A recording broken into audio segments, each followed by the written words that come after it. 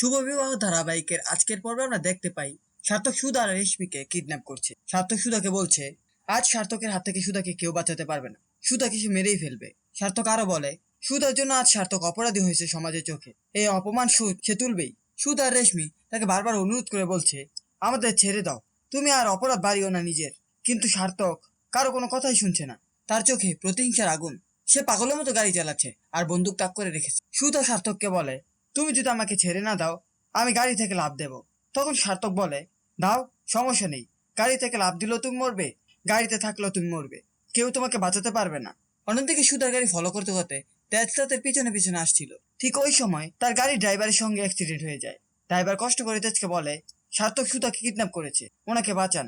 তেজ সাথে সাথে ড্রাইভারকেও গাড়িতে তুলে নেয় আর হসপিটালে পাঠানোর জন্য ব্যবস্থা করে। তারপর নিজেই সুধাকে বাঁচানোর জন্য সুধার পাঠানো লোকেশন ট্র্যাক করে ফলো করতে থাকে।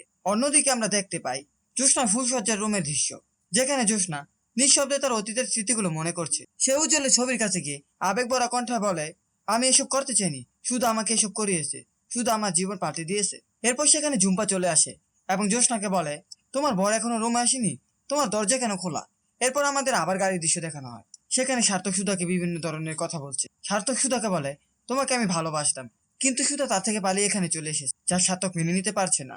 সার্থক সুধাকে মেরে ফেলবে তার উপর অন্যায় করার জন্য। সুধা তখন সার্থককে বারবার বলছে তুমি আমাকে ছেড়ে দাও, না হলে এখনই আমি এই চলন্ত গাড়ি থেকে লাফ দিব। সার্থক সুধার কোনো কথাই শুনে না। ঠিক ওই সময় সুধা গাড়ি দরজা খুলে লাফ দেয় গাড়ি থেকে। সার্থক গাড়ি রাস্তা দাঁড় করিয়ে সুধার কাছে ছুটে যায় এবং আবার সুধাকে বন্দুক তাক করে ধরে আর সুধাকে ভয় দেখায়। সার্থক বলে গাড়ি থেকে লাফ দিয়ে তো বেঁচে গেছো, কিন্তু আমার হাত থেকে তুমি কিভাবে বাঁচবে? সুধা বলে আমাকে ছেড়ে দাও, তুমি এরকম পাগলামি করো না, নিজের অপরাধ আর বাড়িও না। কিন্তু সার্থক সুধার কোনো কথাই শুনতে চায় না। সে বলে আমি 1 থেকে 5 পর্যন্ত গুনবো, তারপর তোমাকে মেরে ফেলবো। সিন ঘুরিয়ে আমাদের আবারও জ্যোৎস্নার ফুলসজ্জার রুম দেখানো হয়। সেখানে ঝুম্পা বিয়ের দিন সকল ধরনের ঘটনা জ্যোৎস্নাকে বলতে থাকে।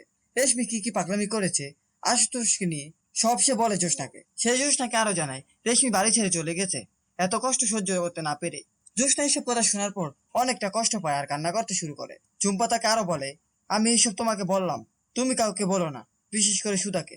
এরপর আমাদের আবারও সুধা সার্থককে দেখানো হয়। সার্থককে আটকানোর জন্য সুধা অভিনয় করতে থাকে। সে জানায় সে সার্থককে বিয়ে করে আবার সার্থকের সাথে আগের মতো সংসার করবে, শুধু যেন সার্থক তাকে ছেড়ে দেয়। সার্থক এসব বিশ্বাস করতে চায় না। সুতার মায়া ভরা কণ্ঠে ধীরে ধীরে সে বিশ্বাস করে ফেলে। অন্যদিকে রেশমি তেজকে ফোন করার চেষ্টা করে, কিন্তু নেটওয়ার্ক না থাকায় সেও কিছু জানাতে পারে না। সুধা সার্থককে কথা জালে ফাঁসিয়ে তার হাত থেকে বন্দুকটা কেড়ে নেয়। এই ছিল শুভ বিবাহ ধারাবাহিকের আজকের আপডেট। ভিডিওটি ভালো লাগলে চ্যানেলটিকে সাবস্ক্রাইব করে পাশে থাকা বেল আইকনটি অন করে দিন।